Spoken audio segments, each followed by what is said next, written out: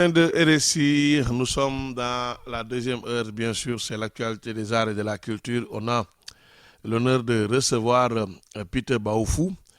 Peter Baoufou, qui va se présenter américain d'origine asiatique.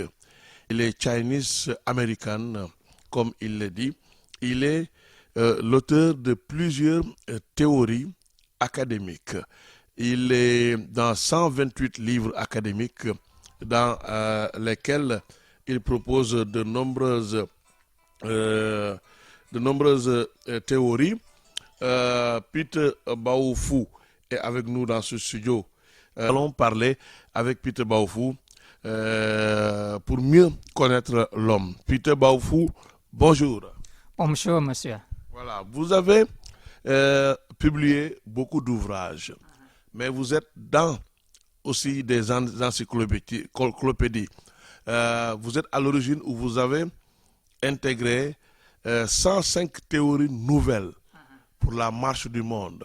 Parle-nous un peu de ces théories nouvelles. Je fais beaucoup de théories nouvelles pour proposer quel est la future de la civilisation ici. Par exemple, je vous donne deux exemples. Le premier exemple est que le système démocratique ne va pas durer très longtemps. Et après, je proposais qu'il va remplacer par un système nouvel. Je dis que ça, c'est-à-dire post-démocratie, post-démocratique.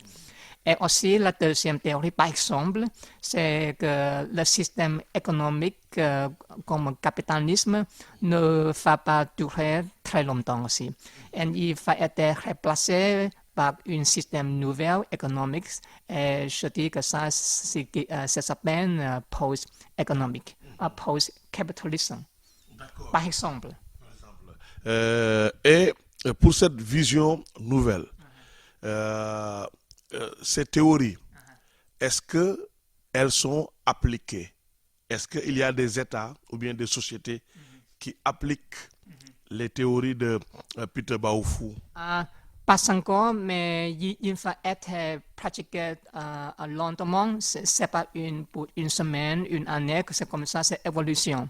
Évolution des systèmes économiques, politiques, c'est très longtemps. Peut-être plus de 100 années, 200, c'est comme ça. C'est pas que peut-être demain tu vas lire c'est qui vient, c'est pas comme ça. Mais j'ai écrit beaucoup de choses pour expliquer pourquoi c'est ça. Il y a beaucoup de raisons culturelles, sociales, naturelles, mentales.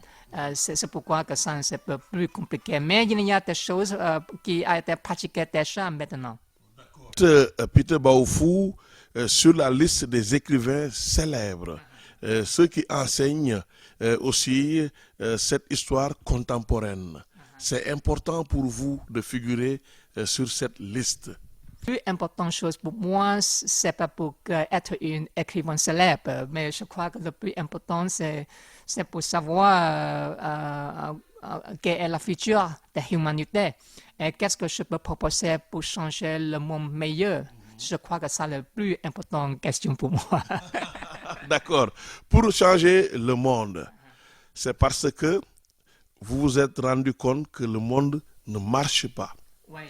Il y a beaucoup de problèmes maintenant dans le monde. C'est pourquoi que je viens en Afrique, par exemple, parce que je peux savoir pourquoi il y a des problèmes ici en Afrique. Et j'ai été en plus de 80 pays. Je vivais en plus de 80 pays maintenant. Pourquoi je fais comme ça? Je fais comme ça parce que je veux savoir pourquoi il y a beaucoup de problèmes maintenant dans le monde économique, culturel, social. En Afrique, c'est la même chose. C'est pourquoi que je suis ici maintenant en Sénégal. Pour comprendre pourquoi, par exemple, les Africains ne peuvent pas développer bien. C'est la même chose. Pour changer meilleur. Et j'ai beaucoup de propositions, beaucoup d'idées nouvelles pour proposer comment on peut changer pour la vie meilleure pour tout. Donc, pour ça, pour des idées nouvelles, pour l'application des idées nouvelles, vous êtes obligé de faire beaucoup de voyages. J'étais à plus de 80 pays, peut-être en 2 mois, 3 mois, c'est peut-être une centaine déjà. Mais c'est très fatigué pour moi, mais je crois que c'est nécessaire pour que je peux voir. C'est pas seulement que je lis des livres et après je écris quelque chose. Mais je veux aller là-bas pour voir fiscalement pourquoi les gens font comme ça et pourquoi il y a des problèmes comme ça. Je peux parler avec les gens locaux, ça c'est meilleur que si tu laisses dans une bibliothèque et lis seulement tes livres et après écrire. C'est pas. Est-ce que vous avez essayé d'expliquer la durée de vie de la démocratie ou la durée de vie du capitalisme, puisque vous dites que ça va s'arrêter un jour, il y aura une période post-démocratie, post-capitalisme. Donc, une démocratie dure combien de temps? Je ne peux pas dire c'est combien d'années, combien de semaines plus, combien de mois plus, ça, c'est pas possible pour prévoir. Mais je peux dire qu'il y a beaucoup de problèmes maintenant déjà pour comprendre que le système ne peut pas continuer.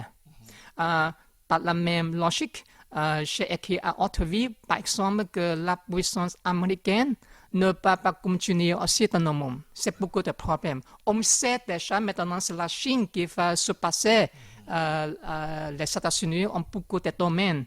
Et par la même logique, le système capitalisme, le système démocratique, par exemple, ne peut pas durer.